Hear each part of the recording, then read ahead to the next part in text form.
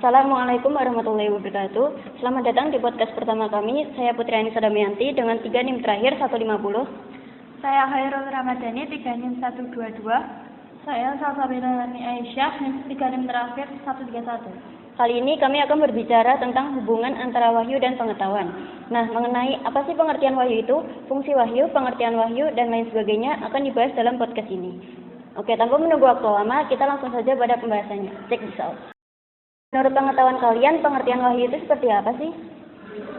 Menurut aku, pengertian wahyu secara umum berasal dari kata wahyi, berarti alisarah, alisariyah, isyarat yang dipercepat, alkitabah atau tulisan, al-maktub, tertulis, al-risalah atau pesan, al-ilham, alilamal kafi, pemberitahuan tertutup dan tidak diketahui pihak lain. Al-kalamal kafi al-far, pembicaraan tertutup, tidak diketahui pihak lain dan cepat. Para ulama mendefinisikan wahyi dalam istilah sebagai pemberitahuan Allah kepada seorang nabi mengenai berbagai berita, syariat Islam dan hukum tertentu. Nah, kan di dalam Quran Surat Asy-Syu'ara ayat 51 dijelaskan berkaitan mengenai wahyu. Berdasarkan ayat tersebut, ada berapa saja sih jenis wahyu yang diberikan kepada manusia? Dalam Quran Surat Asy-Syu'ara ayat 51, jenis wahyu yang diberikan kepada manusia ada 3. Yang pertama, pewahyuan atau menurunkan wahyu. Yang kedua, mendengar suara dari balik tirai atau hijab. Yang ketiga, perantara malaikat atau Jibril. Jelasin dong maksud dari pewahyuan atau menurunkan wahyu yang disampaikan ke dalam jiwa seseorang. Wahyu dalam pengertian bahasanya yang asli, yaitu isyarat yang cepat. Wahyu dalam hal ini ialah kebenaran yang disampaikan ke dalam jiwa seseorang tanpa terlebih dahulu muncul dalam pikiran. Dan kebenaran itu diungkapkan kepada yang bersangkutan. Misalnya sebuah wahyu seperti yang diterima oleh Nabi Ibrahim mengenai perintah penyembelihan putranya Ismail. Lalu maksud dari cara pewahyuan yang mendengar suara dari balik tirai atau hijab yang bagaimana? Wahyu yang disampaikan dari balik tirai ialah kalam Allah yang disampaikan kepada seorang nabi dari belakang hijab. Sebagaimana Allah memanggil Nabi Musa dari belakang sebuah pohon dan ia mendengar panggilan itu. Kalau maksud dari cara pewahyuan melalui perantara malaikat Jibril itu yang bagaimana? Dari pesan Allah disampaikan kepada seseorang melalui utusannya dan disampaikan dengan kata-kata yang diucapkan. Metode ini merupakan bentuk wahyu yang paling tertinggi. Dengan demikian wahyu terbatas pada para rasul, mereka yang telah diperintah untuk menyampaikan pesan Allah kepada manusia. Nah, sepaham kalian ada berapa sih cara wahyu yang diberikan kepada Nabi Muhammad SAW? Cara wahyu yang diberikan kepada Nabi Muhammad SAW ada 4. Yang pertama, malaikat memasukkan wahyu itu ke dalam hatinya. Yang kedua, malaikat menampakkan diri kepada Nabi berupa seorang laki-laki.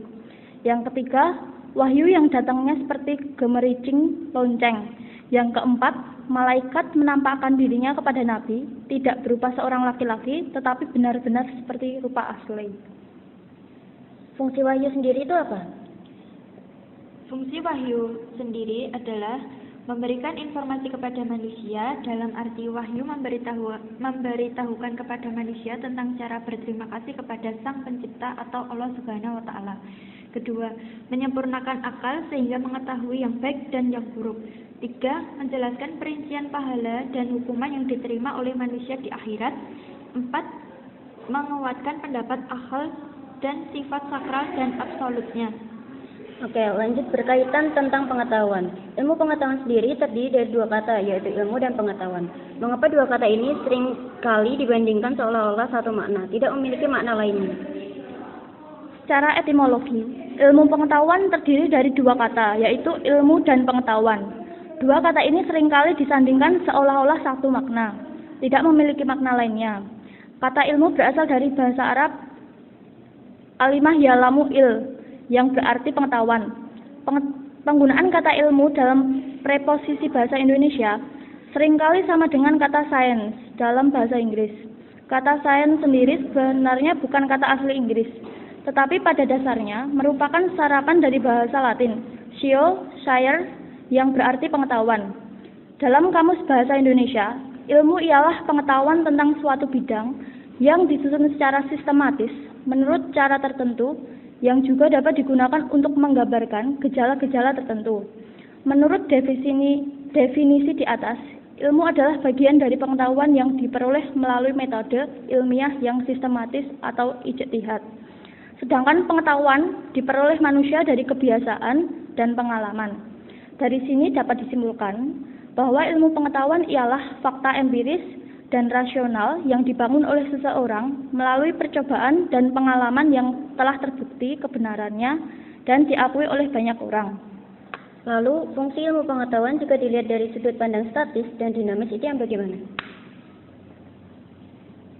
Dari sudut pandang statis, yaitu kegiatan yang berkontribusi pada sistematisasi berita tentang dunia, dan ilmuwan ditugaskan untuk mengumpulkan fakta baru dan menambahkannya ke berita yang ada. Dari sudut pandang dinamis, untuk membentuk aturan umum yang mencakup perilaku peristiwa empiris atau objek yang menarik untuk mengintegrasikan sebagai peristiwa individu dan memberikan kemampuan untuk memprediksi peristiwa masa depan secara akurat. Terakhir nih, ada nggak sih perbedaan antara wahyu dengan ilmu pengetahuan sendiri? Wahyu berasal dari Allah, di mana kebenaran itu mutlak.